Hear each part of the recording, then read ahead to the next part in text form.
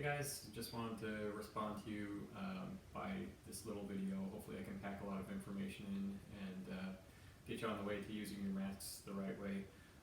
Wanted to start by saying that this is, the directive to use a mask is not a substitution for continuing to do good social distancing and good hand hygiene. Those are the things that are going to do the most good for stopping the spread of the virus. But as it relates to the masks, the reasons that I think it's important to use a mask is because it protects other people from you.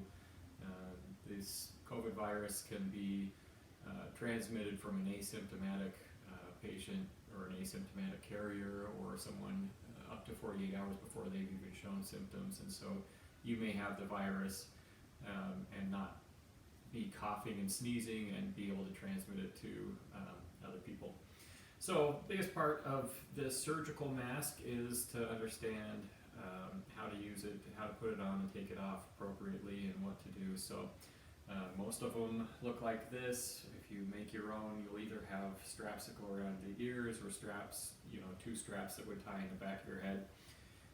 When putting it on a fresh mask, it's not super important how you put it on, but most people will grab both of the ear loops and put them over the ear simultaneously, making sure that that mask covers well under the chin. And there's usually in the surgical masks a little metal strip here.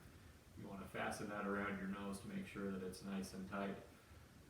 The less air that gets in around the mask, the safer you are from the virus. So a couple things to think of when you're wearing your surgical masks. The first thing is that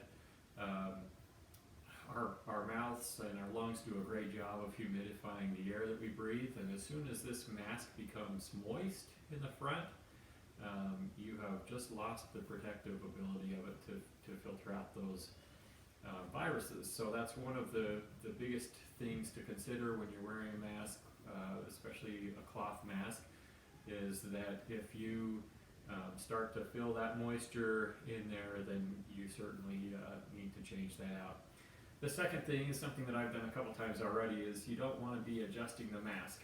Don't grab the front of it, don't grab the nose. These masks are uncomfortable no matter how you wear them, but anytime that you're touching this area of the mask, you're contaminating your hand. And so you definitely don't want to do anything to adjust it. After you get it on and it's in place, just let it be.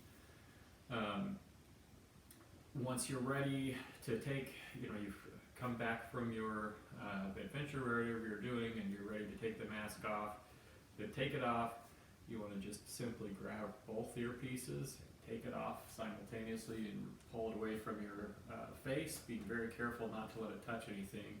Hold it by one side, and if you're going to reuse it, if it's a mask that you've made yourself, you can put it right into your laundry bin, and the virus is not super strong.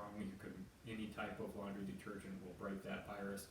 If you plan on reusing a mask, most people recommend having 2 or 3 different masks and putting them into a paper bag and letting the paper bag dry the mask out.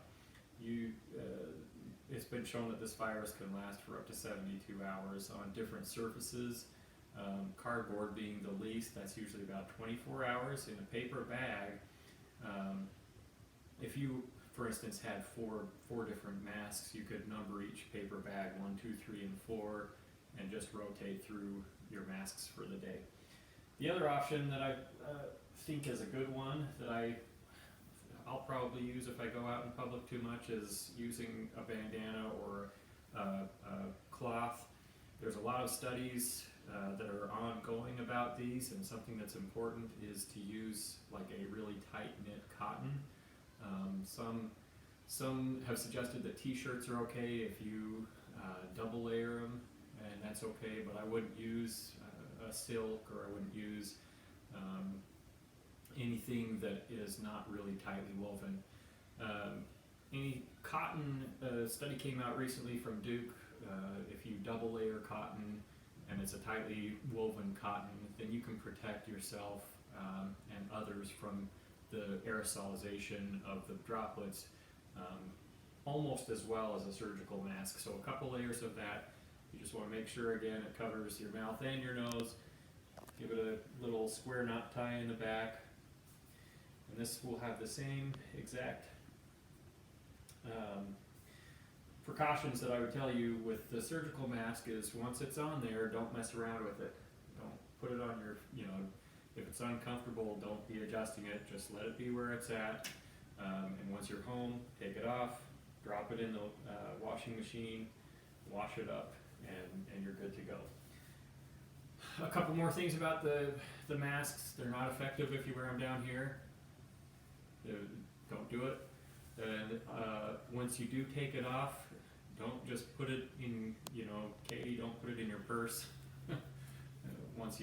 Anything that's on the front of that mask will contaminate whatever's in your purse. So you definitely don't want to do anything like that. And then if it becomes too soiled, if any of your masks become too soiled, just discard them and build yourself a new one. So I hope that helps, guys. See ya.